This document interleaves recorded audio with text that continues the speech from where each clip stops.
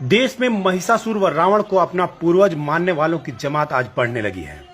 महिषासुर और रावण दोनों ही विजयदशमी त्योहार से जुड़े हुए हैं। विजयदशमी अर्थात जीत की दशमी।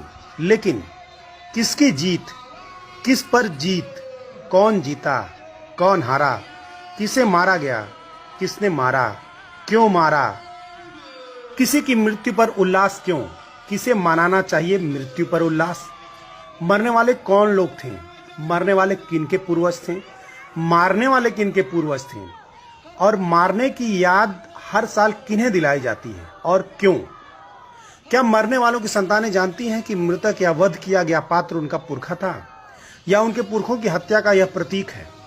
ऐसे अनगिनत सवाल खड़े करते हैं मृत्यु पर आधारित जश्न के ये त्योहार, जिन पर पहले तो नहीं पर शिक्षा मिलने के बाद तर्क शक्ति का प्रयोग करने वाली नई पीढ़ी अब सवाल जवाब करने लगी है। मनुवादियों ने कहा कि कुछ मत जानो, जो कहा सिर्फ उसे मानो, पर अब जिज्ञासु प्रवृत्ति ने ऐसा कौतूहल जन्म दिया है कि पहले जानो तब मानो, जैसा कि बुद्ध कहते हैं। पूर्व में ऐसा था जैसे कि कोई शेर का बच्चा मेमनों की भीड़ में खो गया हो, जो जवान होने के साथ मेमनों के साथ रहते रहते मेमनों जैसा बोलने का आचरण करने लगा। लेकिन कालांतर में जब कोई उसकी जमात का शेर मिला और उसे एहसास कराया कि तुम मेमना नहीं बल्कि शेर हो, तो उसके अंदर का शेर सा व्यवहार उत्पन्न हो सका। ठीक ऐसे ही हजारों वर्ष पहले हमारी बहुजन आबादी व गुलामी की जंजीरों में जकड़ी होने से उसकी बुद्धि व विवेक मनुवादियों के वहां बंधक पड़ गई थी, जो शिक्षा के साथ अपने बंधनों को तोड़ स्वतंत्र होने की तरफ अग्रसर है।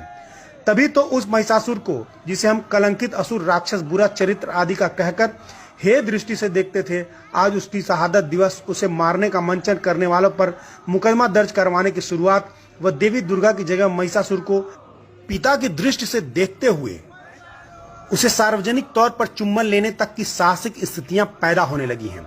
सोशल मीडिया पर एक वायरल चित्र जिसमें पुरखा महिषासुर को श्रद्धावश चुम्बन कर रही है, बहुत कुछ बयां कर रहा है।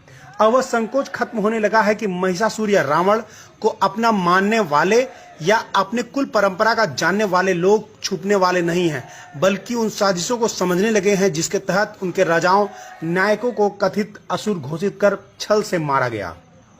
आज आदिवासी बेटी डॉक्टर सुषमा अपने साथ असुर जोड़कर खुद को गर्व के साथ असुर पुत्र घोषित कर रही हैं। झारखंड के मुख्यमंत्री शिबू सोरेन जी रावण दहन पर रावण को जलाने का इनकार करते हुए रावण को अपना पूर्वज कह चुके हैं। तमिलनाडु के पूर्व मुख्यमंत्री करुणानिधि जी की बेटी कनिमोझी जी खुद को असुर शूद्र पुत्री संसद में कह चुकी हैं।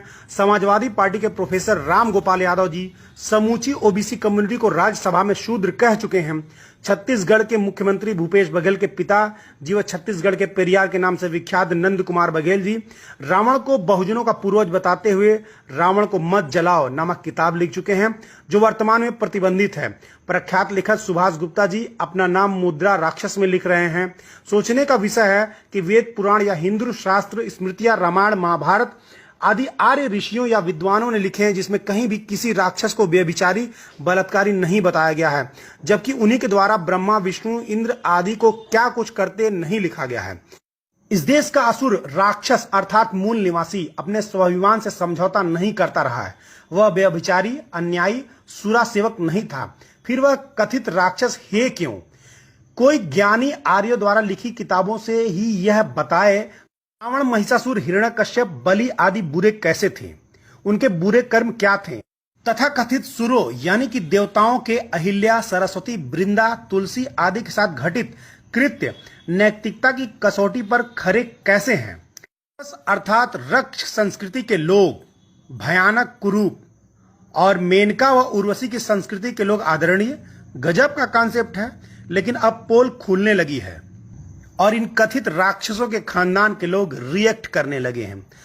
यह एक बहुत बड़ा सांस्कृतिक परिवर्तन है।